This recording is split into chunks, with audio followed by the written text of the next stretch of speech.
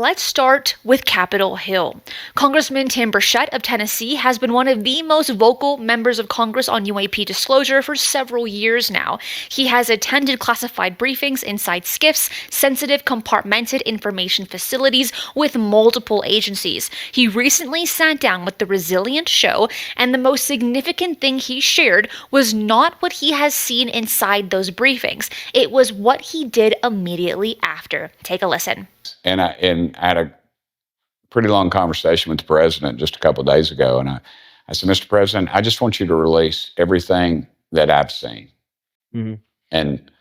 And because he asked me, he said, do you think they're real? And I said, something's going on, Mr. President. We're spending billions of dollars on something. And I have a pilot, one of the best ones in the world, military pilot. He said, Tim, that thing was, he goes like this, 14 feet from my canopy.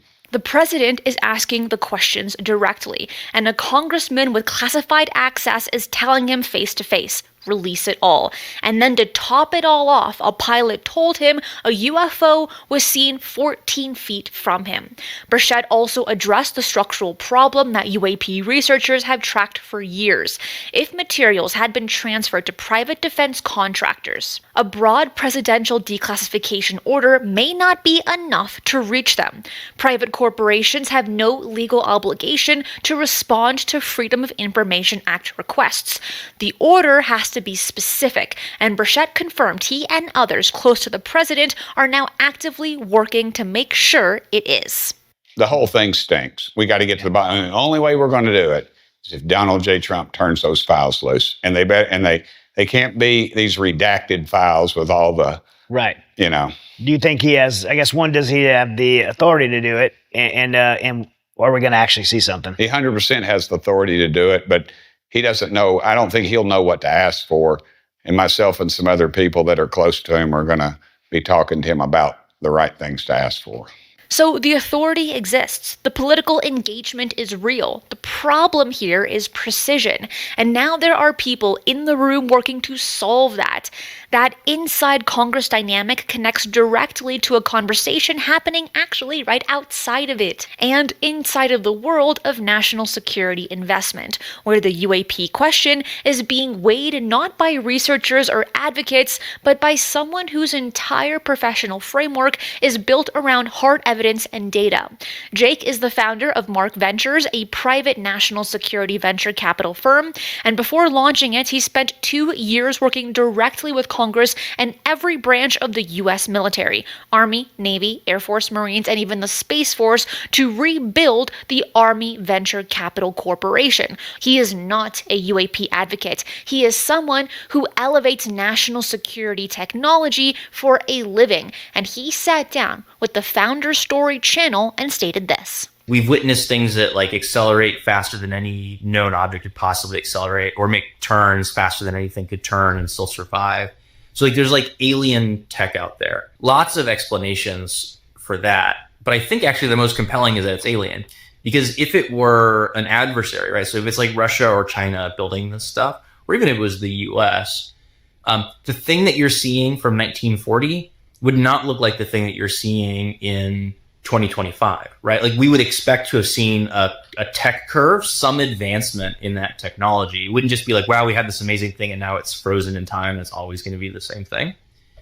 And the other thing is, if it had been Chinese tech or Russian tech, we would be speaking Mandarin or Russian probably, and not English right now.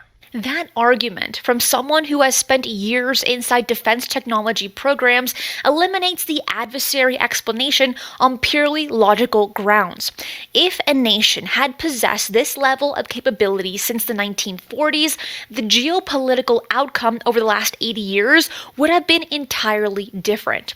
The consistent performance characteristics across 8 decades with no visible technological progression did not match the development curve of of any known human program that we know of. He also shared something personal in that same interview. He described being in Joshua Tree, directly adjacent to one of the largest military installations in the country, and watched something move diagonally across the sky at a speed and trajectory he simply couldn't explain. He saw it with his wife too, and he said on Founder Story that it was the first time he ever spoke about it publicly. And as we know, Joshua Tree is classified as a UFO hotspot. Now, what both of these conversations point towards is a much larger question.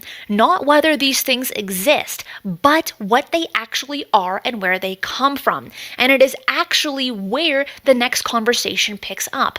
Because while Congress works on the political angle and the national security investors work on the data angle, there is a separate shift happening inside the scientific community itself. A shift that has been building for decades and has reached a point that would have been almost impossible to imagine 40 years ago. Dr. James Gates, known as Jim Gates, is not someone who speaks loosely. He holds graduate degrees from MIT and completed postdoctorate research at Caltech. He has been teaching physics for over 50 years. And for most of the 20th century, the mainstream scientific community treated the question of ET life as, at best, pretty speculative. Carl Sagan spent much of his career being viewed as an outlier for taking it seriously. And the search for ET intelligence, known as SETI, was dismissed by so many in the academic establishment for decades. Before 1992, we had 0 confirmed planets outside of our solar system. The assumption, largely unspoken but widely held, was that Earth was probably unique, and that position has collapsed as of now.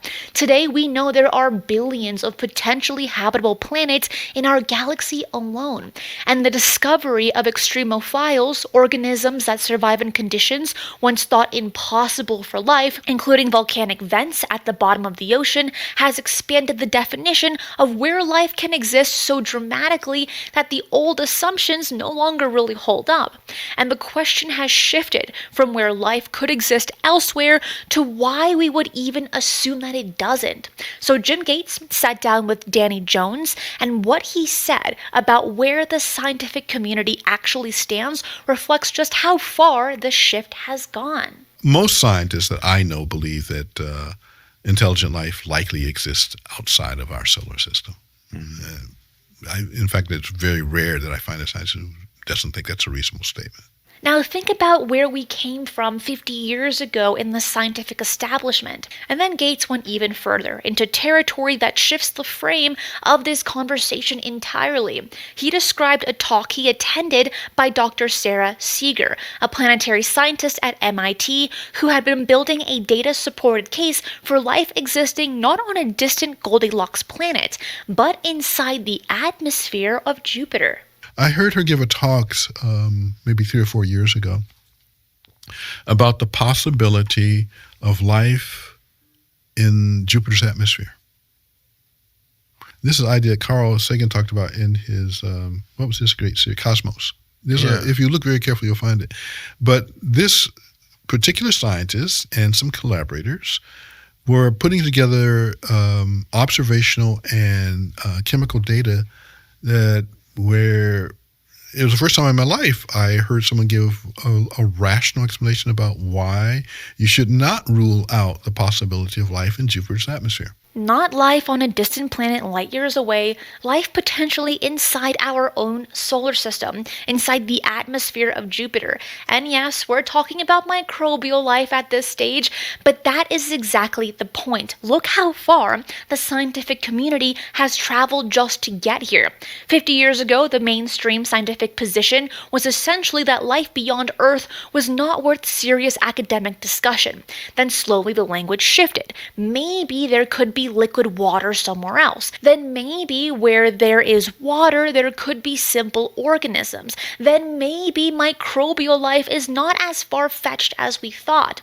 Scientists here are taking baby steps, and each admission opens the door just a little bit wider. Microbial life in Jupiter's atmosphere today. The acknowledgement of intelligent civilizations elsewhere, maybe tomorrow. place all three of these conversations side by side, and the picture that forms is not one that any single source could produce on its own. Given everything these communities have moved away from over the last 50 years, given that it is now considered the rare position to not believe in ET life beyond Earth, at what point does institutional resistance to UAP disclosure stop making scientific sense?